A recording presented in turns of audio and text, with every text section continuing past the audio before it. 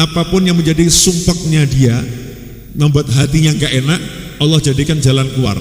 Gak enaknya akan dibuat hilang. Nah, kalau ini masih kurang, ditambah lagi sama Rasulullah SAW.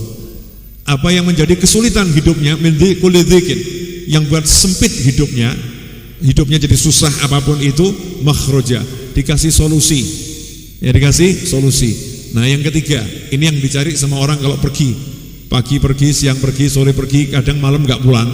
Nah, ini cari apa namanya? Rezeki. Wa razaqahu min haitsu la yahtasib.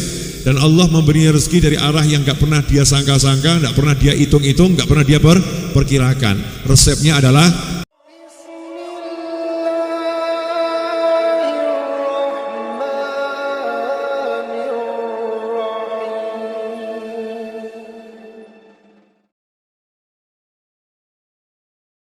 malam ini saya mau bicara 3 menit.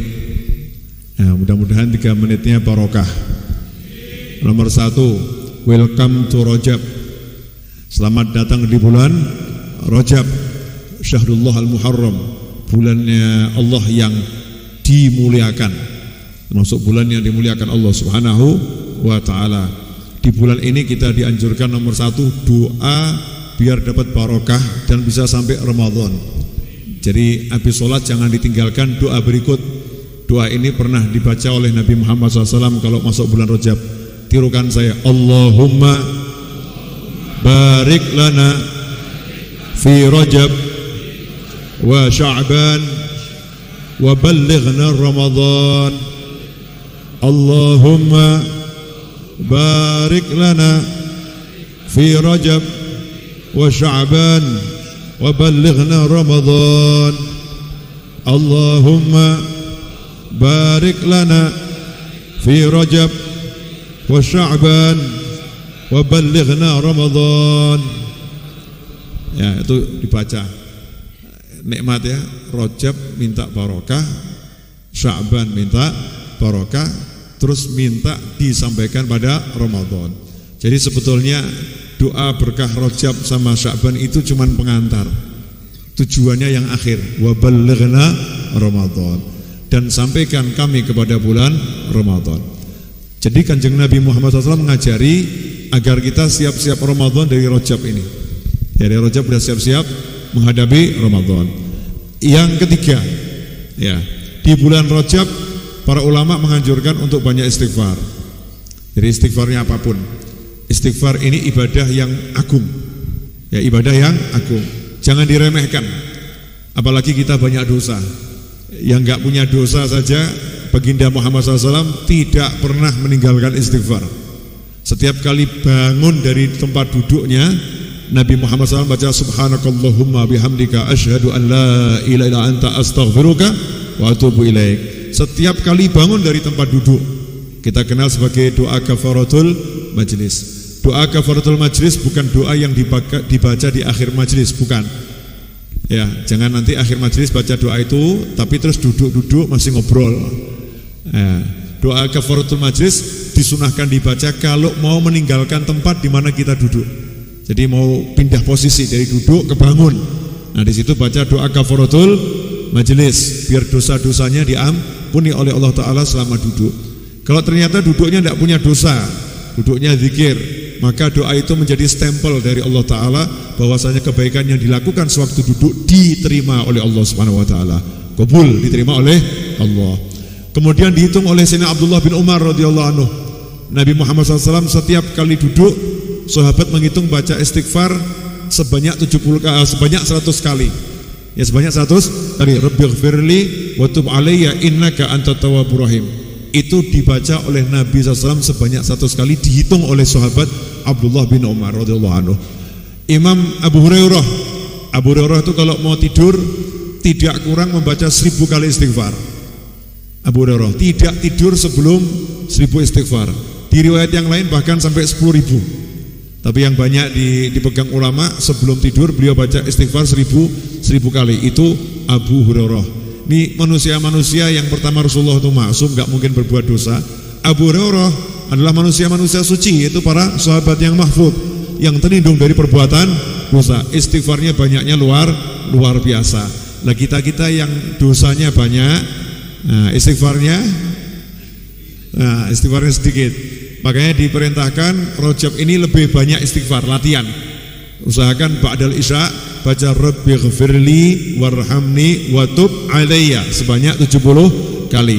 Mari coba kita bersama-sama sedikit ya, biar hafal semua.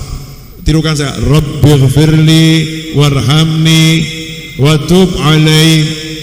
Mari bersama-sama. Rabbighfirli warhamni watub alai. Rabbighfirli warhamni watub alai. Rabbighfirli warhamni watub alai. Rabbighfirli warhamni watub alai. Sudah cukup. Nanti diamalkan setiap habis sholat isya. Kalau ada yang mau nambah habis subuh juga bagus. Intinya istighfarnya diperbanyak. Jangan lupakan baca Sayyidul Istighfar pagi dan sore hari, awal pagi dan awal sore baca Sayyidul Istighfar. Dan yang terakhir, manfaatnya apa? Orang zaman sekarang ini ya nanyanya gitu, manfaatnya apa ini? Ya manfaatnya apa? Kalau tadi di syair yang dibaca oleh Akhina Ali Maksum tadi, Ilahi ya Ilahi sampai akhir tadi ada kalimat di situ. Mereka orang-orang soleh ini bangun di malam hari.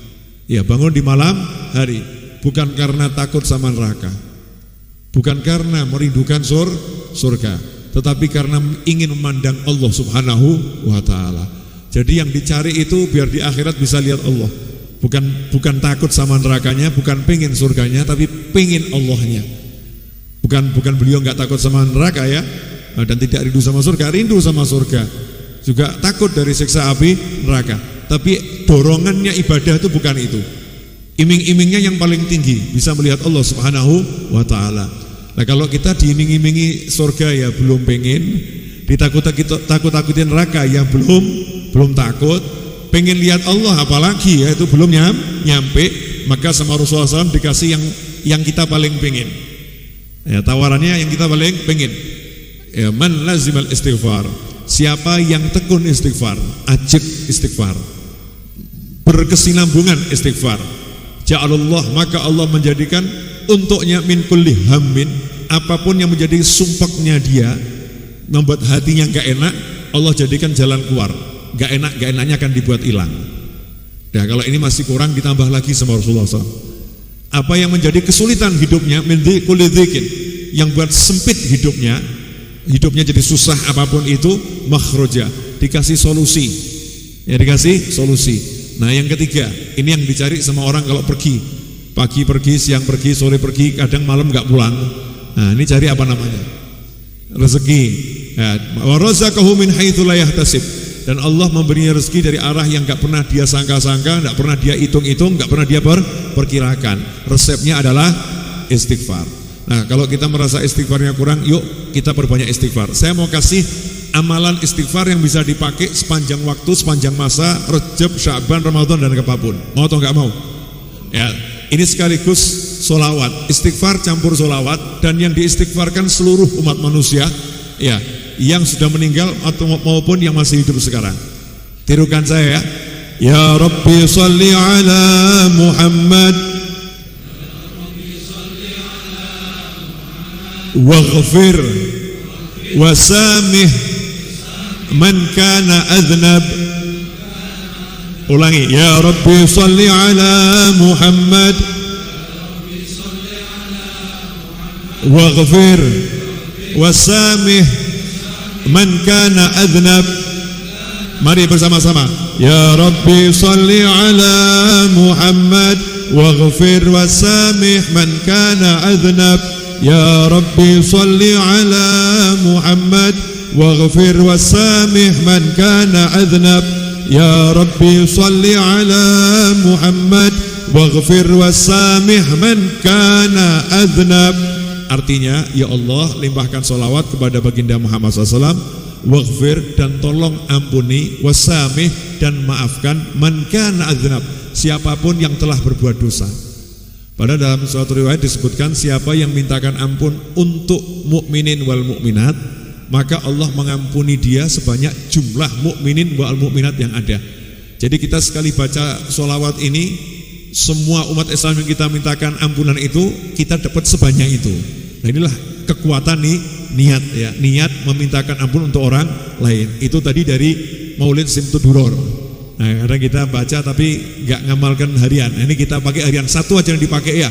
Waghfir wasami man kana adznab. Kalau ini dipakai maka otomatis sumpeknya hilang, ya, ruwetnya juga hilang, rezekinya keturutan. Silahkan mau dibaca berapapun boleh, yang penting istiqomah. Mau 1 hari 100 kali, 70 kali, mau 10, yang penting istiqomah.